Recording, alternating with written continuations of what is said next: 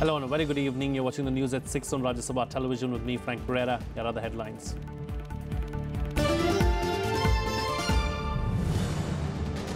Prime Minister Narendra Modi to hold talks with US President Donald Trump in Washington, D.C. one-on-one and delegation-level meetings to focus on wide range of bilateral issues.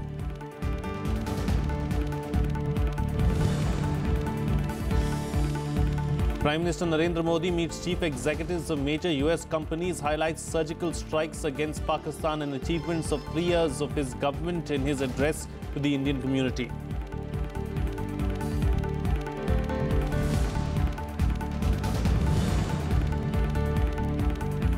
Eid ul-Fitr celebrated across the country. President Pranab Mukherjee, Vice President Mohammad Hamid Ansari and Prime Minister Narendra Modi wish people on the occasion.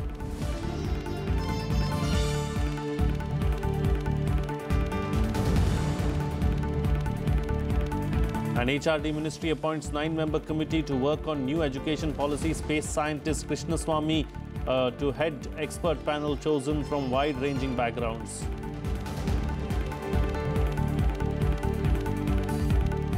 But in the first ever meeting, Prime Minister Narendra Modi will hold bilateral talks with US President Donald Trump on Monday. The 20-minute one-on-one meeting is slated to take place at 1:20 a.m. on Tuesday Indian Standard Time, followed by delegation-level talks and a press briefing. Both leaders will take a question each from reporters and will issue a joint statement. Strategic issues including the civil nuclear deal, bilateral trade and India's concerns over Pakistan-based terror outfits are expected to be discussed between the two leaders. Prime Minister Modi and US President Trump will also attend a working dinner hosted by the White House. Modi is the first foreign leader invited for a dinner at the White House after President Trump assumed office. This is Narendra Modi's 5th trip to the United States since 2014 and his first meeting with Donald Trump, who took over as US President in January. Well, joining me for a chat right now is our correspondent, Kailash Suman. Well, Kailash, what's on the agenda as far as the meeting between the heads of states? See, one of the foremost agenda is to understand each other, because Donald Trump has become the president and there have been so many controversial decisions announced after he became the president. Like you can understand that H-1B visa became one of the major issues for India. And also his disagreement and his withdrawal from the Paris Agreement on climate change, this also become very unwelcome in India, also in any developing country, all developing country. So this is the time when President Donald Trump also wanted to understand what is the India's position on various issues of American interest. Like it is not only that H-1 visa is the issue, also that India is the largest democracy in the world and America is the oldest democracy in the world, and Donald Trump is rolling over the oldest democracy. So he has to understand that you cannot work without Indians. The way IT has become one of the foremost things, US administration, US scheme of things and US lives. So he needs to see that how India is thinking about all these issues that interest Americans. And you know, after the change of guard in White House, the relationship between Russia and America has also taken a bit shift. And then it is not like old war situation, old Cold War situation when everything was decided on the basis of who is friend to whom. And in American dispensation, there has always been a feeling that India is close to Russia, so America doesn't need to give so much importance to India. But after Trump became the president, he wants to change the whole narration of American whole administration. And that is why he wants to understand from Prime Minister Narendra Modi that how we can converge together, because Indian has been by and large understood to be serious workers in USA, and India could be destination of American technology, American industry. But for some reason or what, that there has been not been increase in American industry coming to India. There has been problem in American administration also. So Prime Minister Narendra Modi will also raise this issue that when there is a problem in American system itself, that no industry can go quickly and work in India. So they want to, basically they want to understand each other, and the major issues are terrorism is one of the major issues, because Donald Trump also holds a different view than other US administration was having. And another thing that is coming to the fore, that defense cooperation, defense purchase will be one of the major issues, because Donald Trump wants to sell American things, and the American thing is what? defense requires. All right. Akhilesh Suman, we'll have to leave it at that. Thank you so much for joining us there with all those details. Well, Prime Minister Narendra Modi met chief executives of major US companies on Sunday in a bid to attract investments to India. He also addressed the Indian community in Washington, D.C., where he spoke about the 3 years of his government. He also spoke about India's successful surgical strikes and said that the country showed that it can defend itself when needed. Prime Minister Narendra Modi on Sunday made a pitch to attract investments in India as he met chief executive officers of leading American companies on the first day of his 2-day visit to the United States. Addressing CEO roundtable with US business leaders in Washington, Modi said that growth of India presented a great opportunity to US companies to contribute to the partnership between the two countries. Prime Minister also said that the implementation of the landmark initiative of the Goods and Services Tax could be a subject of studies in US business schools. The Prime Minister interacted with 21 business leaders, including Apple CEO Tim Cook, Walmart CEO Doug McMillon, and Google CEO Sundar Pichai, all whom reaffirmed their commitment to growing with India. It was very good. I think it was a discussion across many industries. And I think the Prime Minister was looking for insights into how India can attract more foreign investment. And I think there were many good ideas discussed. But I think everyone is excited to invest more in India. And I'm excited at what we all can do together. I think it was very good. We reiterated our commitment to India. And we talked about the various things that we do in terms of global sourcing, our Global Technology Center, and the work that we do in the space of farmers as well as women's economic empowerment. So we had a very fruitful discussion. Later in the day, Prime Minister addressed the Indian diaspora in Virginia, where he spoke about the threat of his government and the growth of the foreign ministry through social media and technology.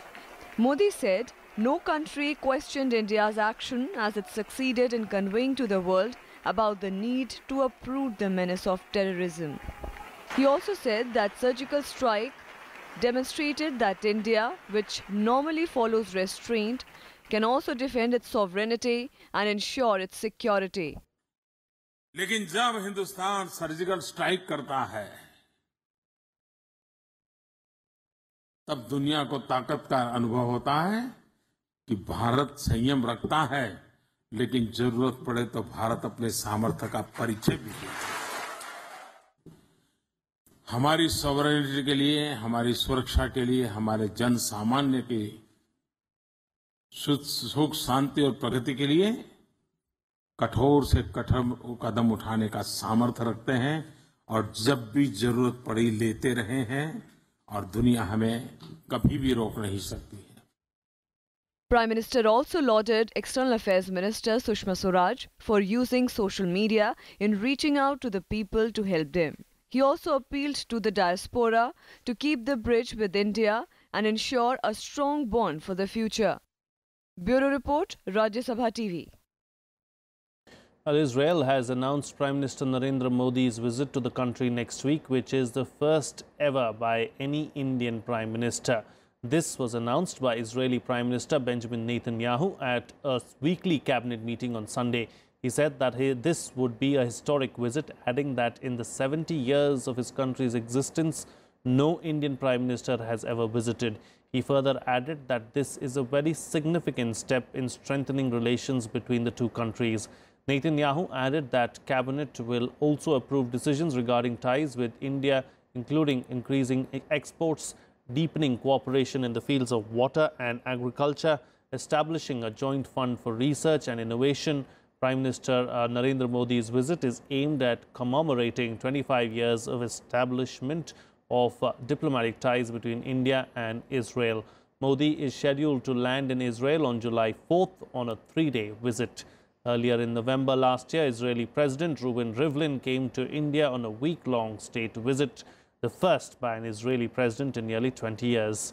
President Pranab Mukherjee also visited Israel in October 2015, symbolizing the growing partnership between the two nations. Well, the HRD ministry on Monday appointed a new 9-member panel to work on a new education policy. Space scientist Krishnaswamy Kasturirangan will head the expert panel chosen from wide-ranging backgrounds. The panel includes former IAS officer K.J. Alphonse, who played a key role in helping Kerala's Kottayam and Ernakulam districts achieve 100% literacy. Vice-Chancellor of the Baba Saheb Ambedkar University of Social Sciences, Ram Shankar Kuril, Dr. M.K. Sridhar, Dr. T.V. Kattimani, Dr. Mazhar Asif, Krishna Mohan Tripathi, Manjul Bhargava and Vasudha Kamath are also part of the 9-member panel. The ministry hopes the diversity will help the committee with a better understanding of various issues that have to be kept in mind for the formulation of such a key policy document.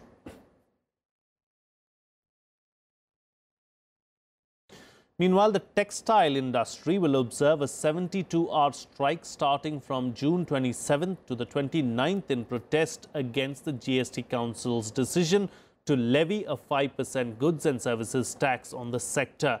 The traders are demanding the withdrawal of taxes on textiles. Textile traders in Delhi's Chandni Chowk have called for a strike starting Tuesday to protest against the implementation of GST on textiles. They say that the announcement of 5% GST tax by the government has badly hit business. वो जो formality सबसे बड़ी वो तो उन्होंने लिख के दे रखा है कि ये जमा कराना पड़ेगा, ये करना पड़ेगा। ये हम लोग जो है पुराने आदमी हैं, इसमें मोबाइल नंबर फीड नहीं कर पाते हैं, तो कंप्यूटर या मोबाइल कहाँ से चलाएं? मैं 25,000 महीना कमाता हूँ, वो 30,000 का एक आदमी रखूँगा यहाँ पर सर्कुलेट करने के लिए, मैं कहाँ से अफोर्ड करूँगा उसको? Other traders like Gurdeep believe that the entire textile business will be ruined if GST is not withdrawn. It's been only 15 days जब ये रूल पास हुआ है और हमारे पास 15 days का टाइम काफ़ी नहीं है क्योंकि more than 25 करोड़ people जो हैं वो इस ट्रेड के अंदर जुड़े हुए हैं। इतने सारे लोगों को इतना सारा काम करने के लिए इतना कम टाइम नहीं है, काफ़ी नहीं है। The textile traders are demanding that either the government withdraw the 5% tax levied on textiles or exempt them from the law for a few more months. Also, under the new GST rule, e-bill will be required instead of a paper bill on transporting goods worth over 50,000 rupees. The Delhi Hindustani Mercantile Association, which represents the traders of Chandni Chowk, says the implementation of GST can stall the businesses of small traders. ये व्यापारियों के हाथ से निकल के बड़ी corporate कंपनियों के पास चला जाएगा। मुझे लगता है गवर्नमेंट की इच्छा भी यही है कि हम निकल जाएं इसमें से। Till date, around 1 million small and medium-sized units were paying no duty so far, but all that will end with the government imposing 5% tax on cotton, textiles, yarn and fabric. 18% tax have been levied on synthetic or man-made fibers and synthetic threads. Anu Diwan's report for Rajya Sabha TV. Well, amid the ongoing indefinite shutdown in Darjeeling, the Muslim community observed a low-key Eid after they were given a 12-hour relaxation on the occasion. People offered prayers at local mosques and showed solidarity to the cause of Gorkhaland by leaving their vehicles and travelling by foot. The GJM on Sunday maintained that the relaxation in plying of vehicles will only be for the Muslim community and not for the general public. Darjeeling remained tense but incident-free on Sunday. Security forces patrolled the streets as the situation in the hills where shops and markets other than medicine outlets remained shut and internet services suspended. Meanwhile, in Siliguri, an outfit Amra Bengali organized a rally in protest against the separatist movement of the GJM.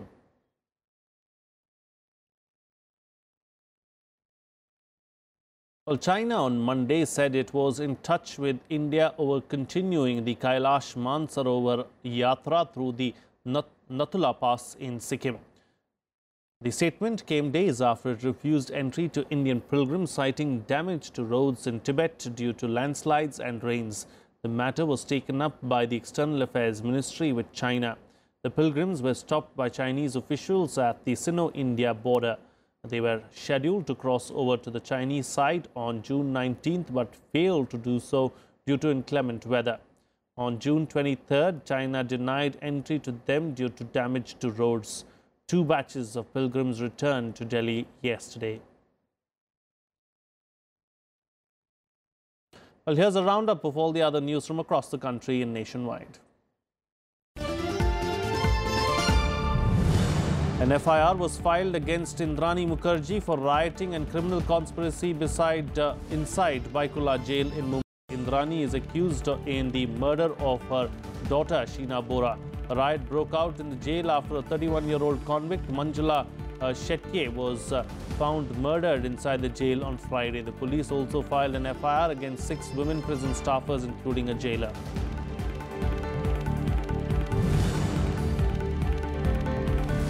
Tamil Nadu is witnessing the worst water crisis in 140 years, with all the 4 main reservoirs around the city drying up. The city needs 830 million litres of water a day, but supply has halved over the last few days. In many areas, piped water is being supplied only once in 3 days. The authorities have deployed 300 water tankers to address the situation.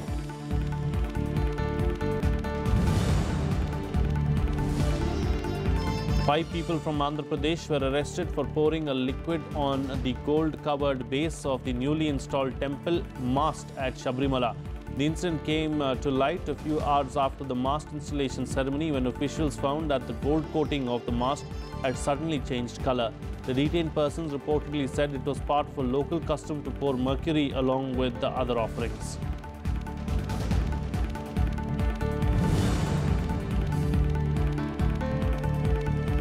The company operating the Gulmarg cable car in Jammu and Kashmir on Monday blamed the act of God for the accident that killed 7 people on Sunday.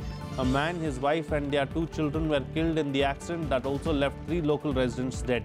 150 people who were in other cable cars had a narrow escape.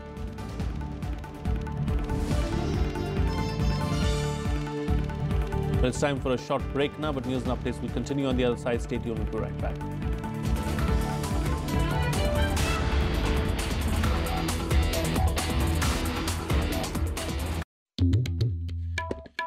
The story we thought we knew. The story of magnificence. The story of bloody battles. Of those who ruled and those who left their footprints. The story charting the course of our past. Talking history on Rajya Sabha TV.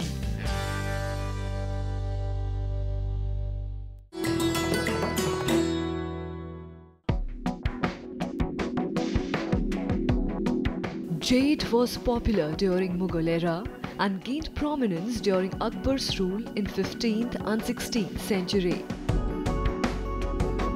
It came all the way from Iran and Central Asia in attractive colors.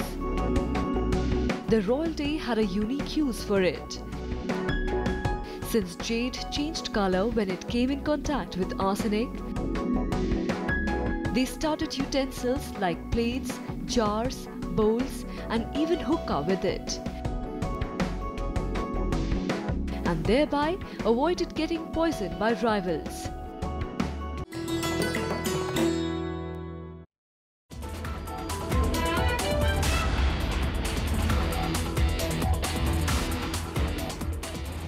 Welcome back. You're watching Rajya Sabha television. Well, at least 150 people were charred to death and 117 others injured in a massive blaze in Pakistan's Punjab province.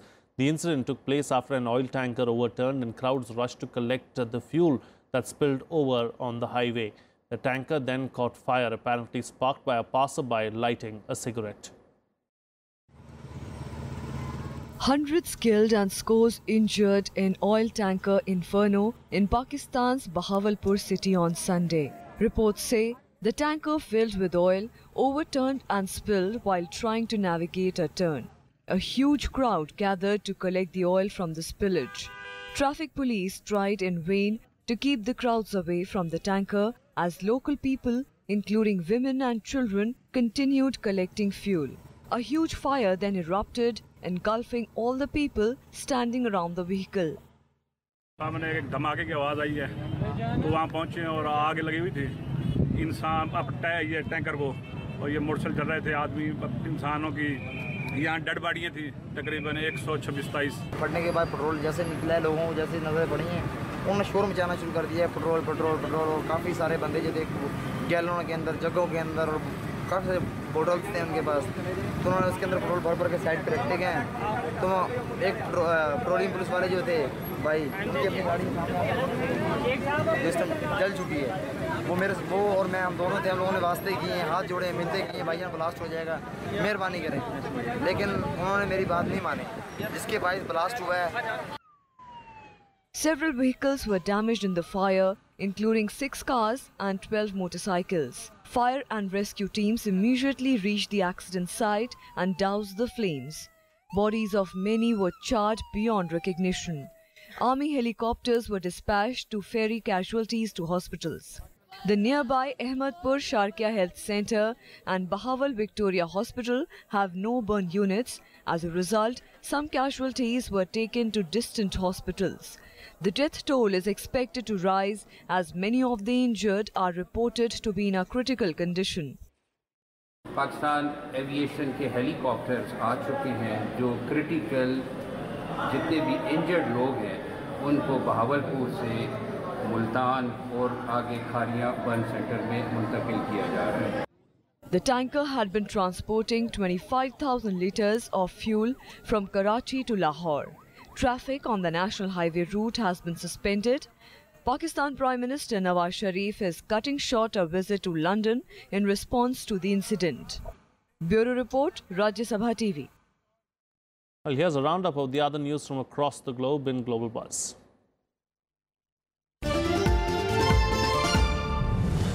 Well, Mongolians are voting to choose their next president amid worries about corruption and the state of the resource-dominated economy.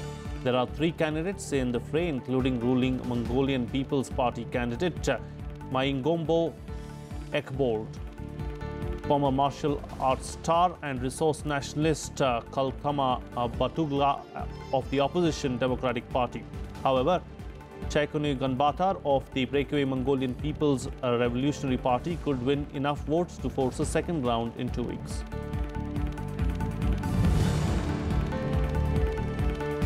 After a month-long conflict between Islamic rebels and civilians in Marawi city of the Philippines, Vice President Leni Robredo met civilians expressing hope for a complete end to the unrest. The urban siege is being attributed to the Islamic State. President Rodrigo Duterte, however, wasn't seen around, strengthening rumors about his poor health.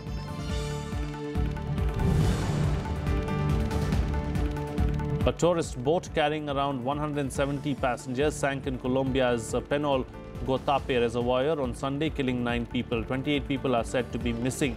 The cause of the accident isn't known yet.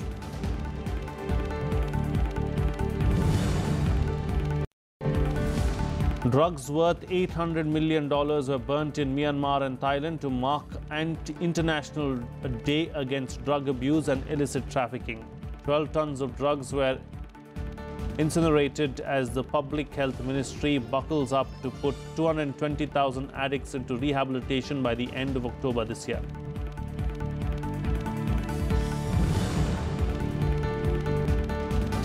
Archaeologists in Cyprus have unearthed what is being called one of the last ancient mosaic floor arts in the world. The discovery was made in Akaki when a farmer accidentally stumbled upon the 26-meter-long mosaic floor. It is said to be 2,000 years old.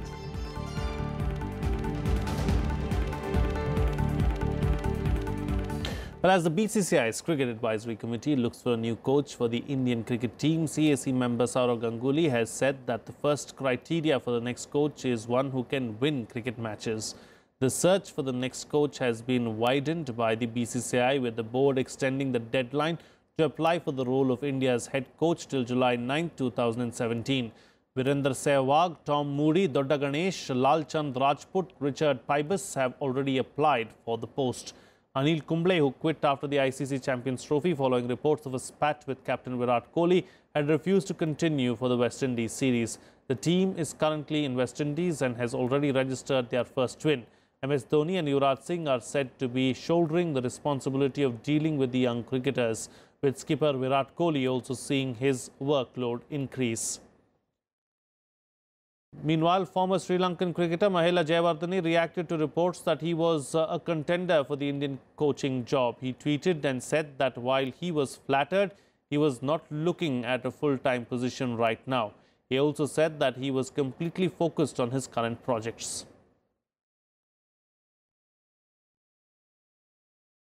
Well, here's a roundup now of some other sports news in Sports Beat.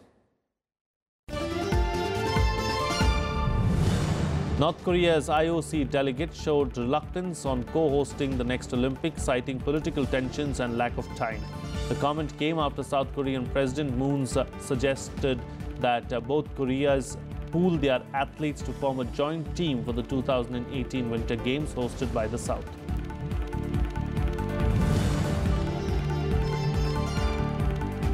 After his one-sided win against Alexander Zverev to clinch his 9th PAL title, Swiss great Roger Federer asserted that he's feeling fresh ahead of his assault for an 8th Wimbledon crown in July.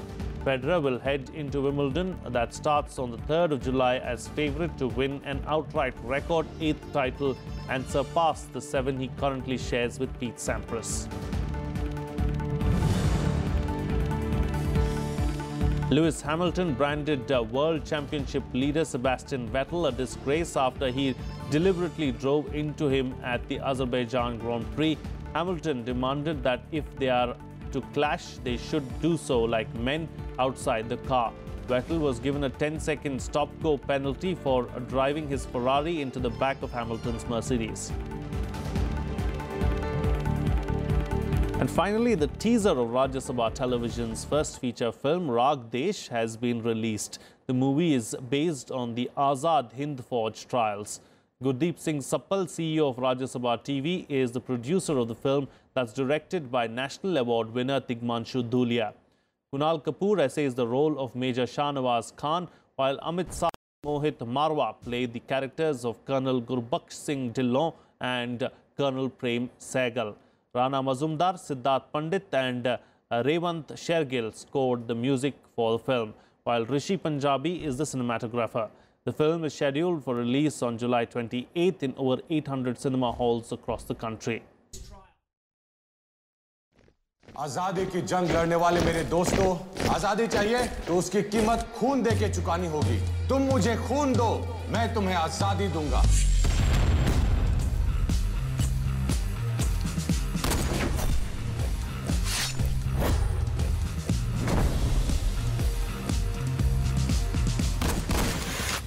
INA की बागी फौजियों पर अंग्रेज देशद्रोह का मुकदमा चलाएंगे। उन तीनों के बचने के चांसेस कम हैं।